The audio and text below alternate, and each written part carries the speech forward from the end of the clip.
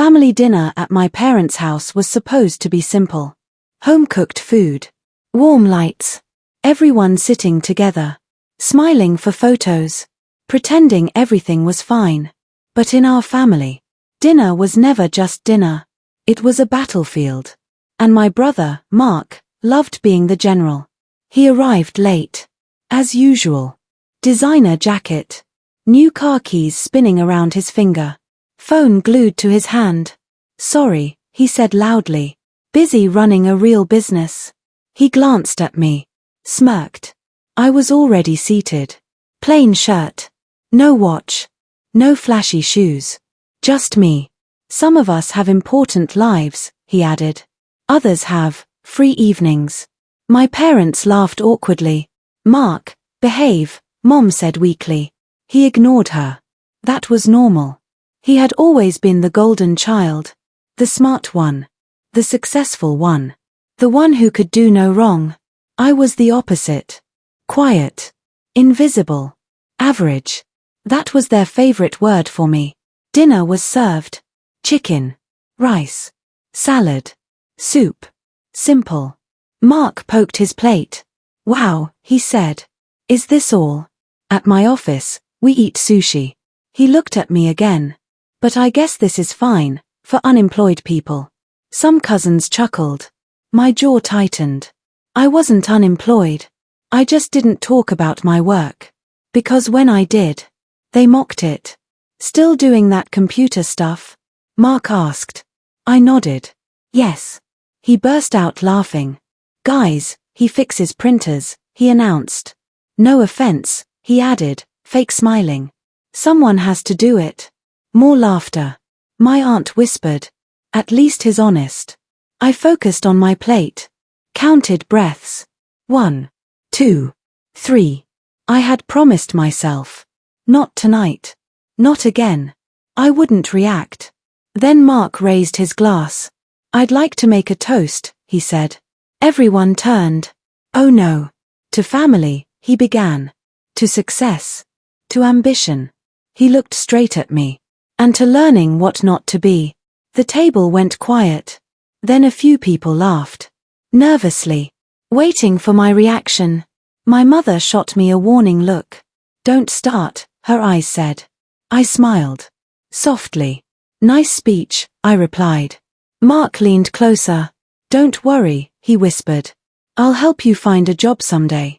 That's when my phone vibrated. Once. Twice. 3 times. I glanced down. A message. From my boss. From my assistant. From the board. Subject. Urgent, meeting confirmed. Time, tonight. Location, here. My parents' address. I froze. Mark kept talking. You know, he said loudly. If you tried harder instead of dreaming. The doorbell rang. Sharp. Loud. Unexpected. Everyone jumped. Mom frowned. Who could that be? I stood up slowly. I think, I said calmly. It's for me.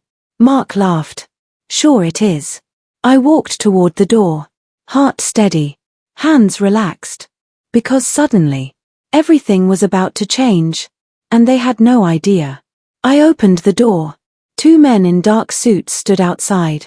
Behind them, a black luxury sedan idled quietly. Engine humming. Windows tinted. One of the men stepped forward.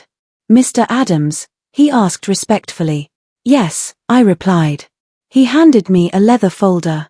Board members have arrived, he said. They're waiting in the car. Behind me, the dining room went silent. Mark's laugh died mid-air. Board, he repeated. What board? I turned back. My board, I said calmly. Whispers erupted. His board. Doesn't he fix printers? Is this a joke? The second man spoke. We apologize for the interruption, sir, he said. But the acquisition vote cannot wait. My father stood up slowly.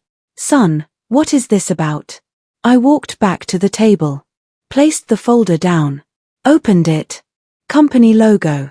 Financial statements. Contracts. My name on every page. CEO. Founder. Majority owner. Mark leaned forward. No, no way. Yes, I said. Way. My mother covered her mouth. You run a company? A global tech firm, I replied. 3 countries. 2,000 employees. Silence. Someone dropped a fork. My aunt whispered. All this time. Mark stuttered. But you live in a small apartment. I nodded. Because I like peace. And I drive an old car. Because I like freedom. He stood up suddenly. You're lying. I tapped the screen on my phone. Video call. My assistant appeared. Sir, the investors are ready, she said. Everyone stared. Mouths open. Eyes wide. Mark sank back into his chair. So, all those jokes? Yes, I said quietly. I heard them. My father's voice trembled. Why didn't you tell us? I looked around. At every dinner, I replied. You showed me I didn't matter. So I stopped trying. The man in the suit checked his watch.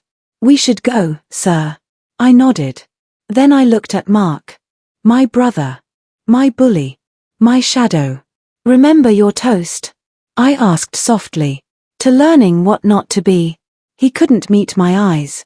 And now, I continued. You're about to learn. Because the final move hadn't even happened yet. I buttoned my jacket and picked up the folder. Dinner was great, I said politely. Thank you, Mom. No sarcasm. No anger. Just calm. That hurt more than shouting ever could. Mark finally found his voice. Wait. I'm sorry, he muttered. I was just joking. I looked at him. All bullies say that, I replied. After they're exposed. My father stepped forward. Son, we're proud of you. I smiled gently. Be proud of my character, I said. Not my bank account. Then I turned to leave. At the door, my mother whispered. We never knew. You never asked, I answered. Outside, the cold air felt clean. Free. The car door opened. I stepped in. As we drove away, I saw them through the window. Still sitting. Still stunned. Still silent. That night, I joined the board meeting. We finalized a major deal. Millions. Expansion. Growth. But none of it felt as good as protecting my dignity. A week later, Mark called. Not to mock. To apologize. For real. We started slowly.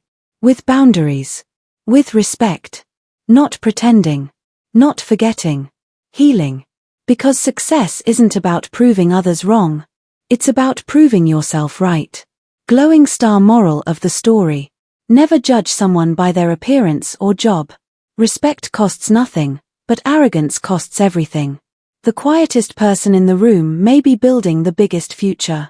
If this story inspired you, don't forget to like thumbs up sign, share red heart hash, and subscribe bell for more powerful stories of courage, truth, and self-respect.